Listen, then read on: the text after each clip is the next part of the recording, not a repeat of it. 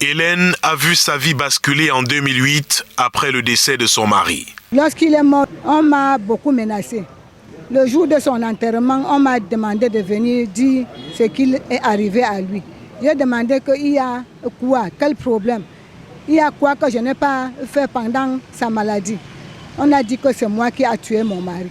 Le traumatisme, le rejet et les persécutions n'ont pas cessé autour de la dame de 5 enfants qui est obligée de prendre soin seule de sa progéniture aujourd'hui. Ils ont même voulu prendre mon terrain dernièrement, mais mon fils a intervenu. Je connais aussi comment je peux les affronter. Tekle Nyobé est veuve. Employée dans une entreprise de Douala, elle est une défenseur acharnée des veuves. Elle est aujourd'hui à la tête d'une association qui regroupe plus de 600 veuves dans la métropole économique du Cameroun. Des plaintes au sujet du quotidien de celle-ci, elle en reçoit à profusion tous les jours. Au jour d'aujourd'hui, vous avez les veuves qui sont encore marginalisées, qui sont battues, qui sont chassées de leur famille de mariage et qui sont renvoyées dans leur famille. Il y en a plus qui habitent dans leur famille maternelle que dans leur famille d'alliance. Donc, parce qu'elles ont été chassées, elles ont été virées de leur maison jusqu'aujourd'hui. Il y en a certains qui ne touchent même pas encore la pension de leur mari ou alors avoir accès aux biens que leurs maris ont laissés. Et pourtant, le cadre législatif qui encadre la protection des femmes et de la veuve en particulier pour leur éviter de telles humiliations. Quand une femme perd son époux, c'est une sorte, c'est le divorce. Parce que le divorce, c'est tout ce qui met fin à un mariage. Le code civil gère expressément comment ça doit se passer quand vous perdez votre conjoint. Ça veut dire que, étant donné qu'il y a déjà le divorce, la mort, vous saisissez maintenant le tribunal pour faire ce qu'on appelle la liquidation de la communauté.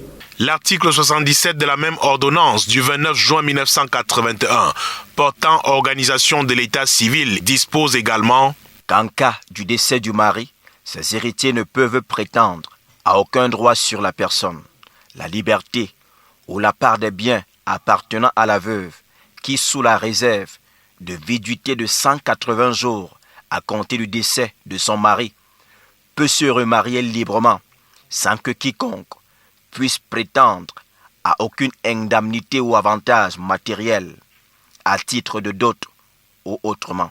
Le protocole à la Charte africaine des droits de l'homme et des peuples relatifs aux droits des femmes ratifié par le Cameroun en 2009 en son article 11, alinéa 2, s'agissant du droit à la succession stipule que la veuve a le droit à une part équitable dans l'héritage des biens de son conjoint.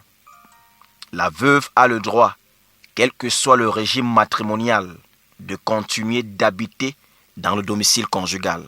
Toutes ces lois nationales et internationales sont malheureusement très peu connues des veuves, principales victimes. Mais que fait le ministère de la Promotion de la Femme et de la Famille pour sensibiliser et éduquer ces dernières? C'est vrai qu'elles ne connaissent pas leurs droits. Et il y a encore, elles peuvent connaître leurs droits. Mais pour bénéficier de vos droits, vous devez exercer ces droits. Ça veut dire saisir les juridictions. Lorsque vous perdez votre conjoint, et que votre belle famille vous maltraite ou s'accapare de vos biens, vous restez à la maison. Mais elles ont peur parce qu'elles subissent des menaces. Bien que le Cameroun ait mis en place un certain dispositif de protection des veuves, notamment la ratification de la CEDEF, qui est la Convention sur l'élimination de toute forme de discrimination sur la femme, et puis le protocole additionnel à la Charte africaine des droits de l'homme relatif aux droits de la femme. La mise en application de toutes ces mesures-là n'améliore pas encore la situation de la femme. On le voit bien, la détresse des veuves a encore du chemin au Cameroun.